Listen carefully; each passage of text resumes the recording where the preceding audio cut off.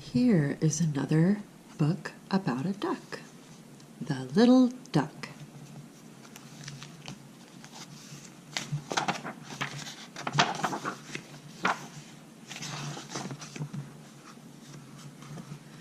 The Little Duck. Story by Judy Dunn. Photographs by Phoebe Dunn.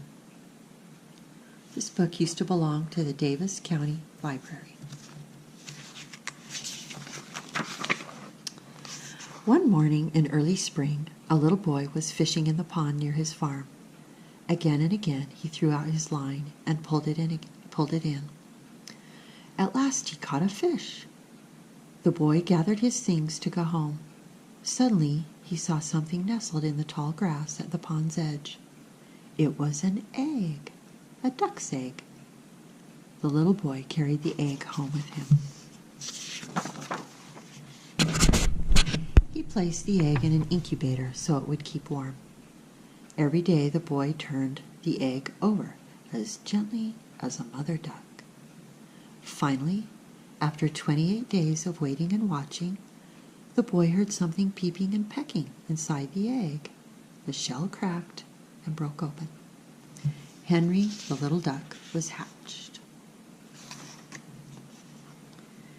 Henry did not look at all as the boy thought he should. His feathers were wet, and they stuck to his body.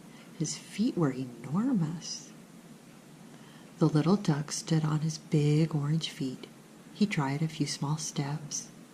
Then he stretched his spindly wings and wiggled them as fast as he could. He began to get dry and fluffy. Getting hatched is hard work. Henry was tired. He put his head down beside his empty shell and went to sleep. When Henry woke up, his fluffy yellow down was completely dry. Now he looked like a duck. After a few days, the boy placed him in a wading pool. It was time for the little duck's first swim. Henry tried hard to paddle, but the more he paddled, the deeper he sank. Ducks cannot float without oil on their feathers. Baby ducks usually get this oil from their mother's feathers when she sits in the nest with them. But Henry's mother was an incubator. He would have to wait until his own oil glands began to work before he tried to swim again. The boy quickly scooped Henry up from the bottom of the pool and wrapped him in a towel. Henry was shivering and sputtering. The boy was afraid he would catch cold, so he set the hairdryer on warm and dried Henry's feathers in no time. When the little duck was dry again, he found a cozy resting place on the broad back of the family dog. Together they dozed in the sunshine. Through the summer, Henry kept growing. The boy fed him cracked corn and duck mash. The more Henry ate, the bigger he grew. One day, as Henry was standing beside a puddle, his reflection showed stiff white feathers growing over his yellow down. Suddenly, Henry's voice began to do something new. While he was small, beep, beep was all he said. But now strange noises came out when he opened his beak. Beep, beep, squawk. Beep, squawk. Beep, quack, quack, quack. Henry was growing up. During the summer, Henry followed the boy all around the farm. Sometimes the boy was busy. Then Henry looked for other friends. One day he waddled down the hill and into the barnyard. He quacked at the hen, but the hen did not care about ducks. He quacked at the rabbit. The rabbit listened, but did not say anything. When Henry quacked at the goat leaned over and butted him. Finally, Henry went back home. I wonder if that goat's name is Gregory. Summer turned to autumn, and the boy had to go to school.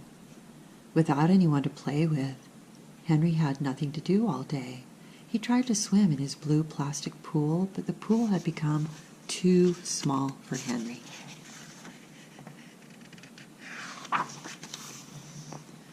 On weekends, the boy stayed home. Then Henry was happy. He had a playmate. And sometimes, on warm winter days when the boy was away, his grandfather would rock Henry on the porch. But still, Henry seemed lonely. He needed a special friend. The little duck was almost all grown up.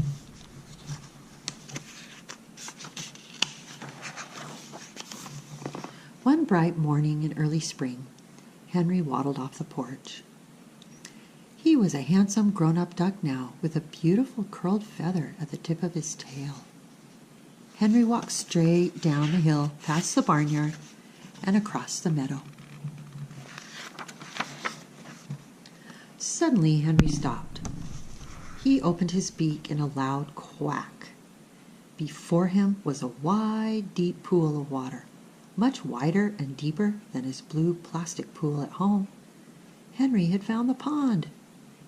In the middle of the pond, spreading its wings, was the first duck Henry had ever seen.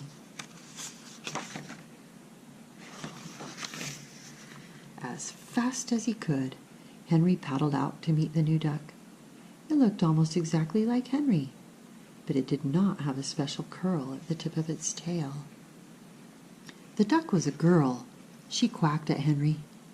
Henry had found his special friend at last. Soon Henry and his friend had an egg of their own, nestled in the tall grass beside the pond.